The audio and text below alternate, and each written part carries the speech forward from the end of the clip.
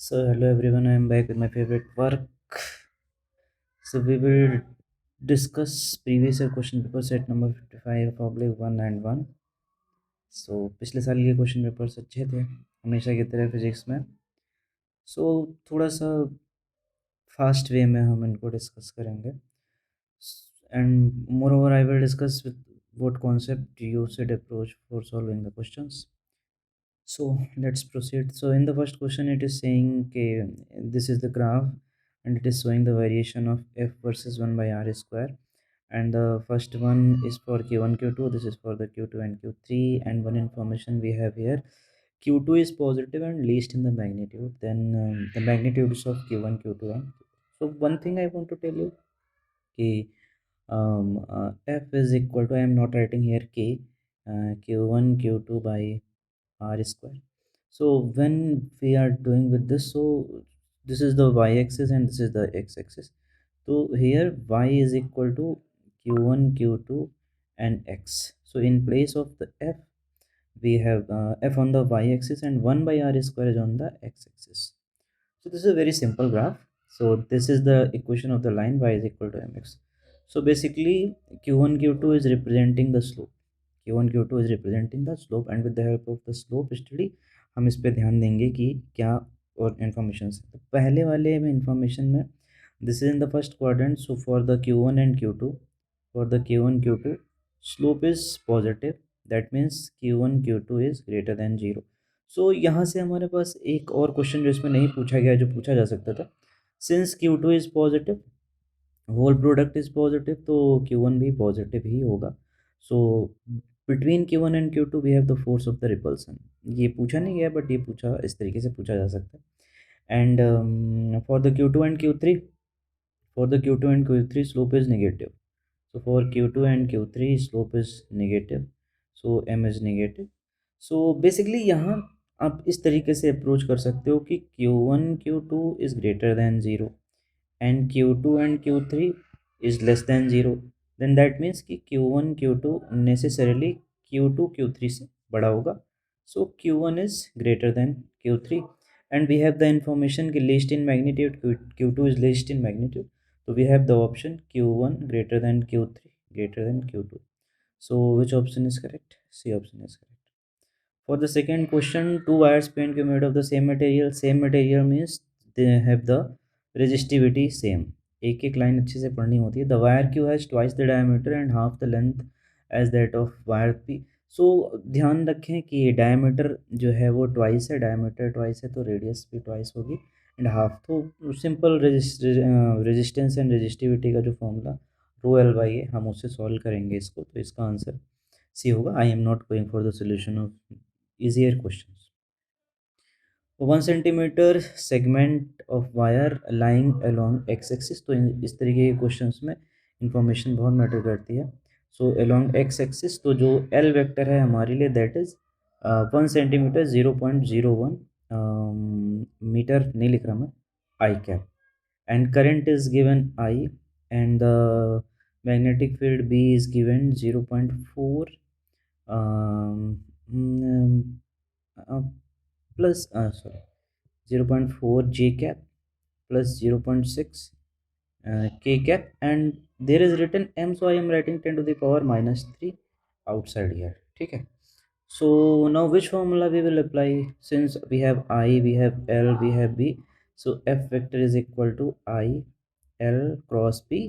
Simply you will solve that. So in the I we have I, so I and J will be K, I and J will be K and K positive and I and K will be minus J. So first of all I will check for these options. So we have minus J and K, मेवन I think and ये 4 and 6 0.5 से multiply होगा. So B option will be there. You can go with the full multiplication and all. ठीक है. So the now next one, a coil has 100 turns, each of area 0.05 and total resistance 1.5. It is inserted and it is a magnetic field with its axis parallel the field. The charge induced in the, so there is direct relation between the induced charge. What is the formula for the induced charge? We have that is delta phi is change in flux divided by r. And how you will calculate delta phi? N, since number of turns are given, and you have the B, you have the A, and you will divide by the resistance and you will get the answer. I don't know which option is correct. So fifth question, you are required to design an AF filled solenoid of inductance. Inductance is given for you. Having a length is given to, radius is given, the number of turns.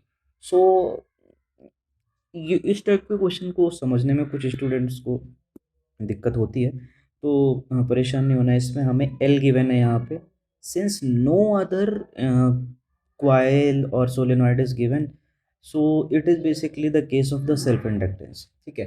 And you must remember the formula for the self inductance. अगर आपको नहीं याद है तो self inductance का formula आप याद रखें, L is equal to mu naught N square A by L. So you will get the value of N from here, ठीक है। And now the bigger problem in this question is you when you will place all the values mu naught and a and l, so it will be a very larger type of the calculation, so it is better to skip this question for initially because बहुत less chance है कि इसका सही answer आपको मिले, ठीक है, during calculation. तो इनका कैलकुलेशन आप बात के लिए छोड़ो अगर बहुत लंबा क्वेश्चन है तो। In the next question, so we have the voltage is given for you and current is given for you. The average power consumed, so average power formula is IRMS VRMS cos phi. So IRMS and VRMS can be separated in terms of the I naught by root 2, A naught by root 2. This option will be correct. Seventh question, the given diagram exhibits the relationship between the wavelength of the electromagnetic waves and the energy of photon associated with them. So E is equal to hc by lambda. So E inversely proportional lambda, ठीक है, inversely proportional lambda. सो इसको आप खुद से करो क्योंकि किसकी energy सबसे ज़्यादा होती है, किसकी एनर्जी कम होती है, वो आपको पूरा चार्ट याद होना चाहिए। Next question is कि beaker is filled with water with refractive index 4 by 3 and height as the coin is placed at the bottom. The rate of the coin when viewed along the near normal direction. So the formula मैं जैसे पढ़ाता हूँ वो मैं लिख रहा हूँ N2 upon N1. So where D dash and D is always measured from the surface, मैं थोड़ा सा बता दे रहा हूँ।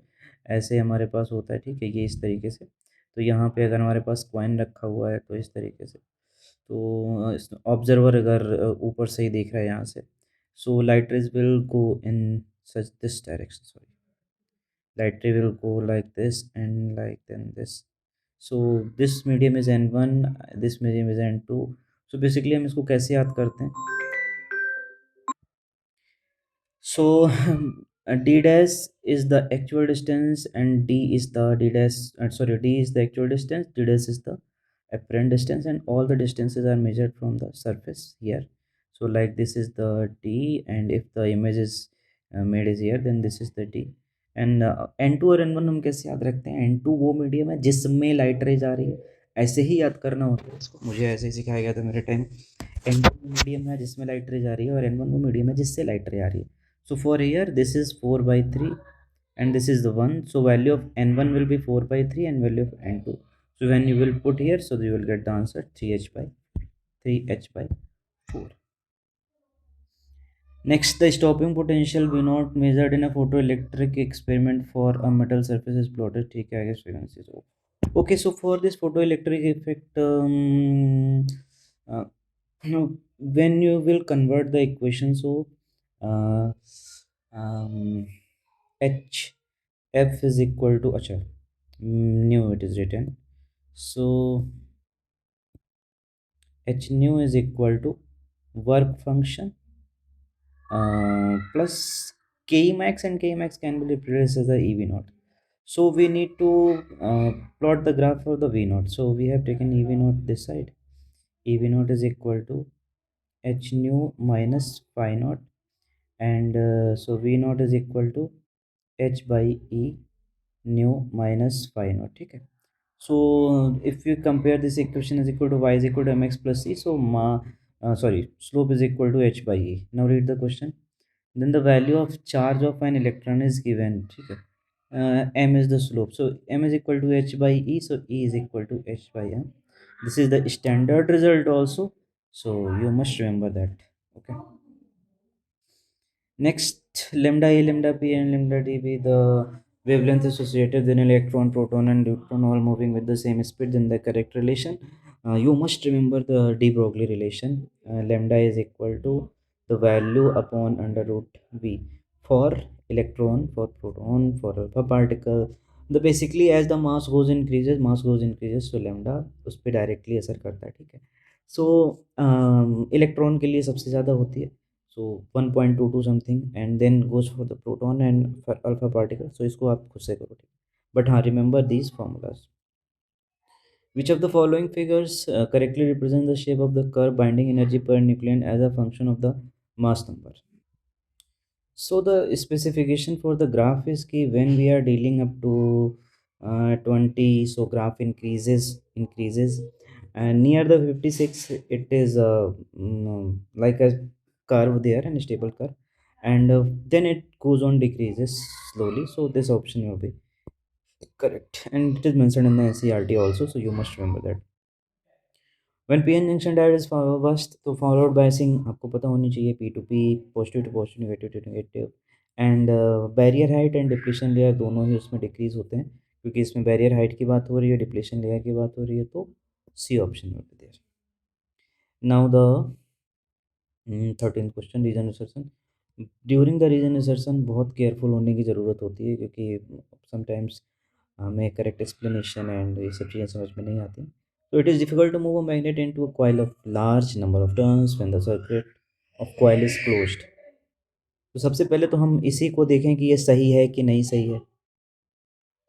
सो it is written correctly, because तुमने पढ़ा होगा कि मैग्नेटिक फील्ड चाहे जैसी भी हो, जैसे इस तरीके की भी या इस तरीके की, हाँ चलो इस तरीके की नहीं ले रहे मैग्नेटिक फील्ड. जैसे सपोज दैट कि here is north and it is the south, so magnetic field अगर इस तरीके से भी है, तो हम अगर इसमें किसी को भी किसी भी कॉइल को इंसर्ट करने की कोशिश करें, तो लेंज लॉ उसको आने के लिए रोकेगा, ठीक है. और फिर जब वो जाने लगता है तो जाने से रोकता है. तो first statement is correct. The direction of induced current in the coil circuit close due to motion is such that it opposes the cause. तो फर्स्ट भी सही है, दूसरा भी सही है, दूसरा लेंज लॉ को रिप्रेजेंट कर रहा है, so it's answer will be A. The deflection in galvanometer is directly proportional to the current passing through it. बिल्कुल सही लिखा हुआ है. जितने ज़्यादा डिफ्लेक्शन उतना ज़्यादा करंट, या हम ऐसे भी कह सकते हैं जितना करंट उतना ज़्यादा deflection. The coil of galvanometer is suspended in a uniform radial magnetic field. So ये ध्यान देना पड़ेगा कि हम इसमें टॉर्क की स्टडी करते हैं, ठीक है, और टॉर्शनल टॉर्क की हम स्टडी करते हैं, तो इसमें टॉर्क को लिखते टाइम साइन थीटा का एक टर्म आता है. सो रेडियल का मतलब हो गया कि रेडियल मैग्नेटिक फील्ड अगर आपने ऐसे बना ली पॉइंट्स में, तो हम स्टडी करते टाइम थीटा हमारे लिए 90 डिग्री हो जाता है, तो साइन थीटा हमारे लिए 1 हो जाता है. तो पढ़ाई आसान हो जाती है, क्योंकि टाउ को अगर हम साइन थीटा के टर्म में लिखेंगे and field is varying with the theta angle, so we will get every time the different value of the theta and different value of the torque also. So it will give it will not give the proper value of the current or the measurement of the galvanometer. So उसको fix कर देते हैं theta angle पे, theta sorry 90 degree पे, और with the help of the radial magnetic field. So this for this also A option is correct. We cannot form a p-n junction that by taking a slab of a p-type semiconductor and physically joining it.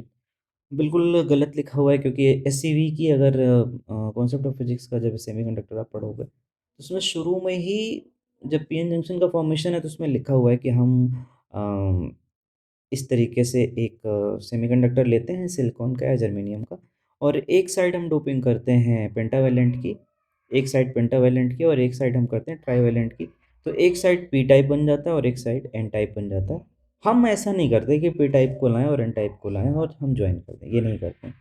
And in a P type semiconductor any, ये तो सीधे सीधे ही गलत लिखा हुआ, तो option आप देख लेना कौन सा सही है. The potential energy of an electron revolving in any stationery orbit and hydro, गलत लिखा हुआ है, क्योंकि ये हमेशा नेगेटिव होती है. The total energy of a charge particle is, that is also the negative, ठीक है. E is equal to -13.6 by N square, है ना. तो ये भी गलत लिखा हुआ है. सो फॉर द कैलकुलेशन, अगर आपके सीबीएसई, अगर आपके कॉन्सेप्ट्स क्लियर हैं, बारीक से एनसीईआरटी पढ़ी है और अच्छे क्वेश्चन प्रैक्टिस किए हैं, तो कर ले जाओगे अच्छे से, नहीं तो so I will discuss the case study also. और इसके अलावा अगर आपको कोई क्वेश्चन लगता है पूरे पेपर में तो आप पूछ सकते हैं। सो केस स्टडी में पढ़ नहीं रहा, इसमें उन्होंने दिखाया है कि एक बहुत सीबीएसई बोर्ड का फिजिक्स का पेपर लिटरली बहुत एक चैलेंजिंग और बहुत प्यारा होता है। ये कहीं भी नहीं है, मतलब आपको ना ही टीचर्स भी नहीं पढ़ाते हैं, ना इसकी मैथ्स लगवाते हैं, ना कुछ करते हैं। मैंने पढ़ा है इसको, discharging and charging of the, और या फिर सीधे आप ये कह सकते हो RC circuit in the DC, ऐसे भी कह सकते हो।